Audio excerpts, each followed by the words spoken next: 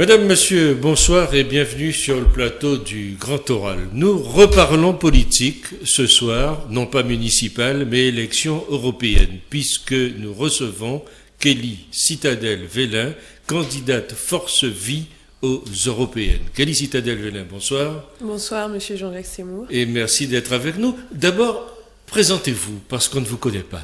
On vous découvre à l'occasion de ce scrutin qui va encore animer la vie politique ces prochains mois. Tout à fait. Alors, je suis Kelly Citadel-Vellin, j'ai 34 ans, bientôt 35. Je suis née en Guadeloupe, à Pointe-à-Pitre précisément. Et donc, je suis professeure de biotechnologie, santé-environnement. Je suis mariée, j'ai un enfant, un petit garçon. Et je démarre un engagement politique d'envergure, en effet. Ça va être votre premier combat politique ? Alors, je suis engagée sur une liste au municipal, oui, dans ma ville, à Fos, plus précisément dans le Val d'Oise, puisque je suis domiciliée dans le Val d'Oise. Et pour faire l'échéance de 37 ans de communisme, bon, il y a quelques difficultés, puisqu'au premier tour, enfin, on n'avait qu'un tour. Et à l'issue de ce scrutin, on a perdu à 7 voix. Donc, il y a un recours qui est fait et donc les choses vont... Nous verrons quelle suite les événements prendront. Donc, votre parti politique n'a pas hésité à vous mettre tête de liste pour l'élection européenne. C'est un sacré challenge, ça. Alors, oui, c'est un challenge. Oui. C'est novateur, c'est surprenant. Quand j'en parle, on me demande toujours sur la liste de qui je suis. Donc, oui, parce que c'est étonnant que je sois tête de liste.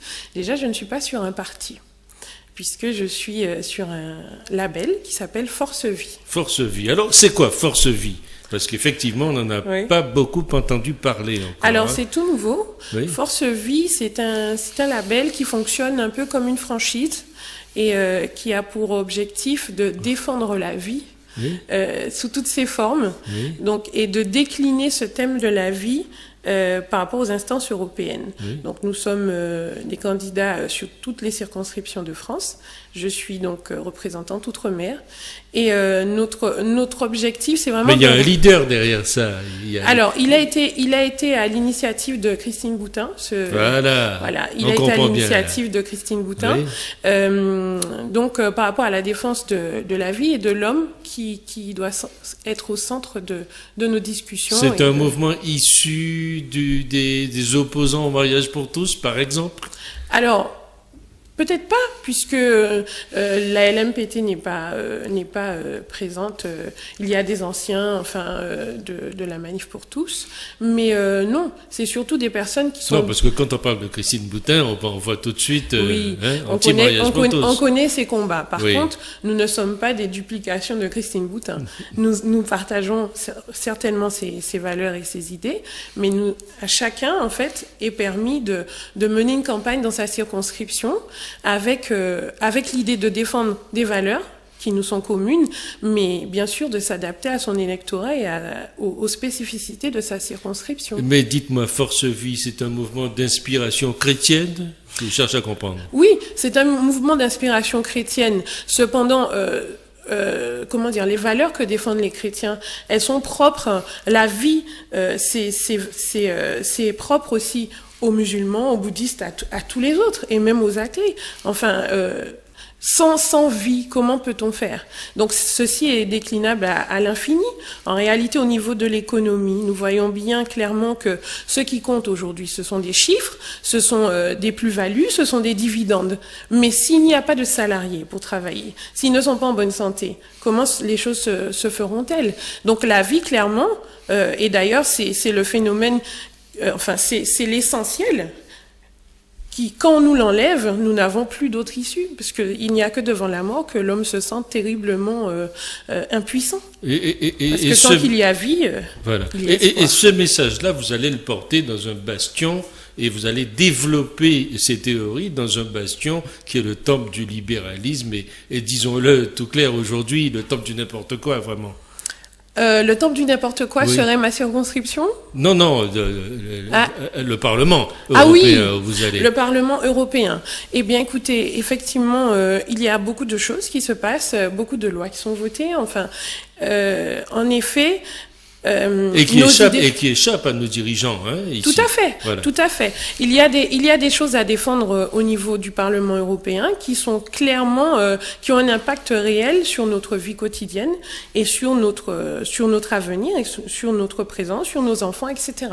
Alors, au-delà du débat sociétal, il y a beaucoup de décisions qui sont prises et qui sont soit difficilement applicables ou difficilement recevables par la population.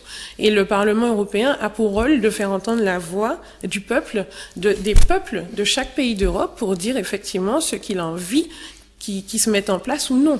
Donc mon objectif, c'est de porter au mieux le propos des ultramarins, là où ils vont me permettre de le faire, c'est-à-dire au Parlement s'ils m'élisent. Vous vous sentez honoré de porter cette responsabilité pour les Outre-mer ?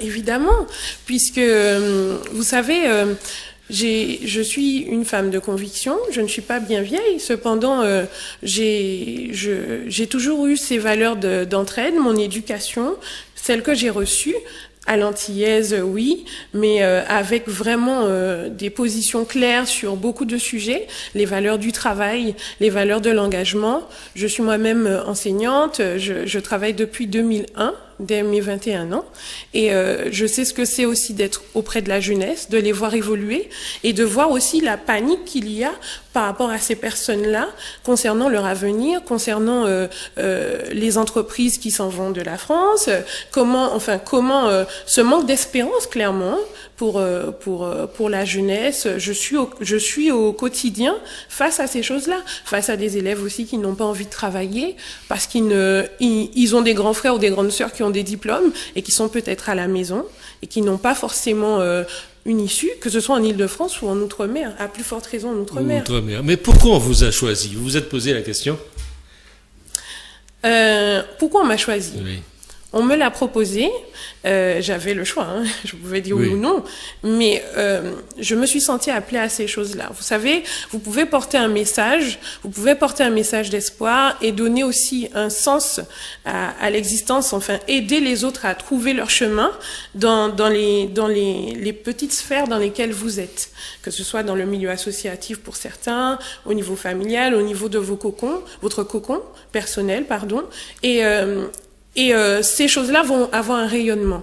Et à un moment donné, ce rayonnement va vouloir être porté plus haut, en réalité.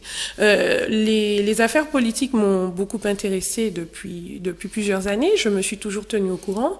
Et depuis quelques années, je fréquentais le Forum politique chrétien.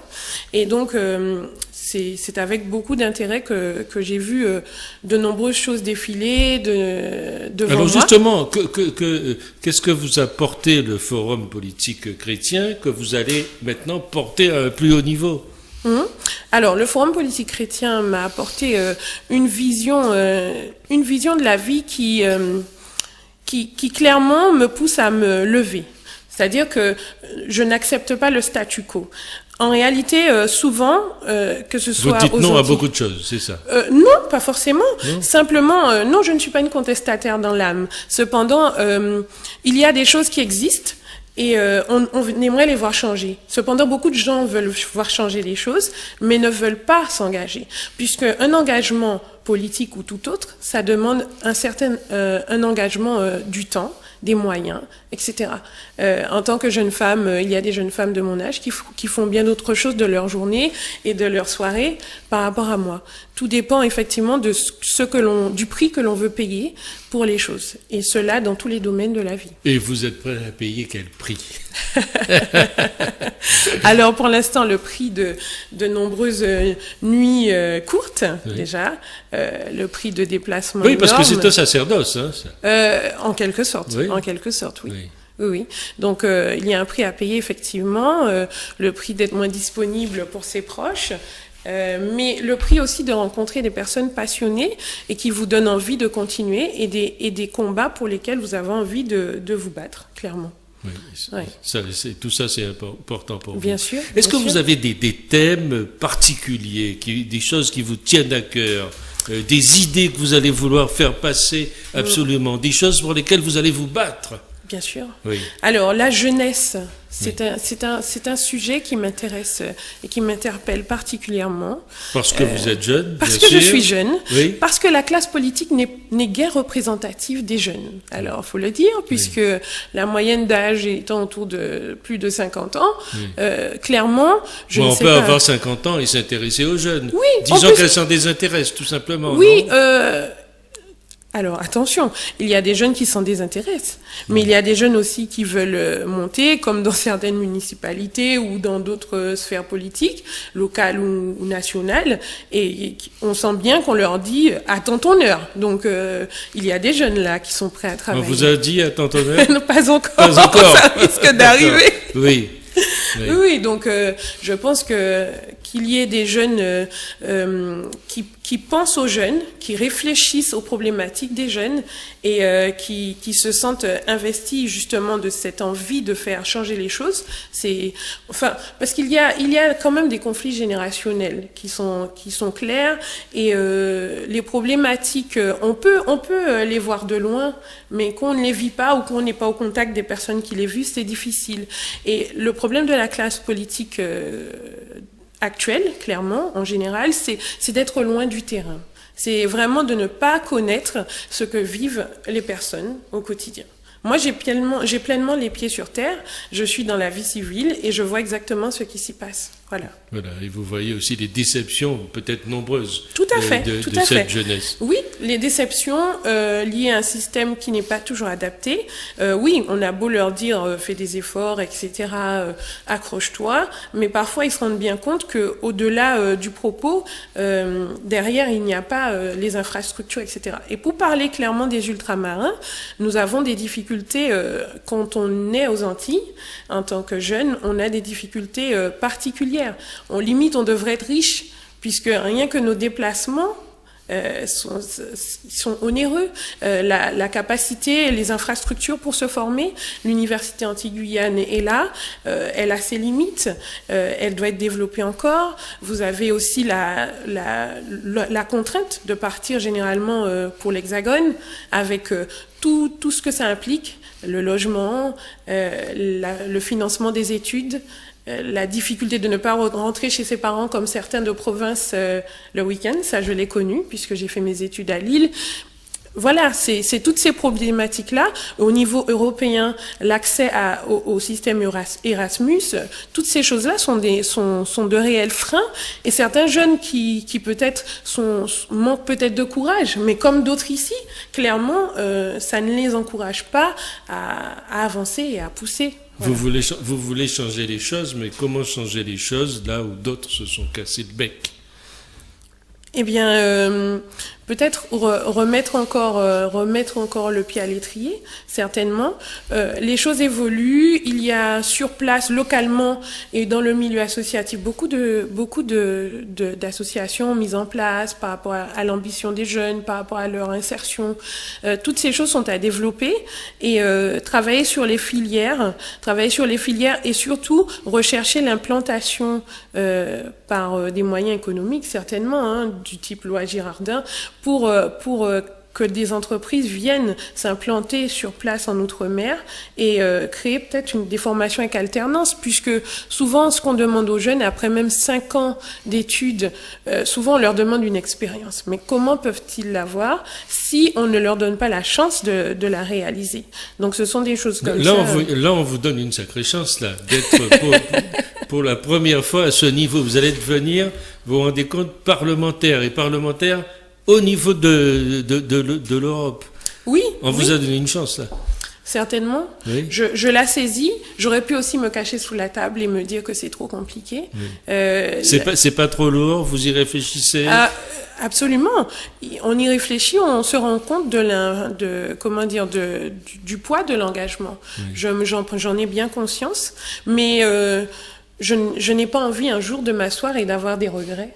En réalité, je me saisis de cette possibilité et je me lance puisque je n'aurai de mérite que d'avoir essayé, certainement. Et il faut démarrer. Tous les hommes et les femmes politiques ont démarré un jour. On a démarré quelque part. Vous savez que le Parlement européen, c'est un petit peu le temple des lobbyistes.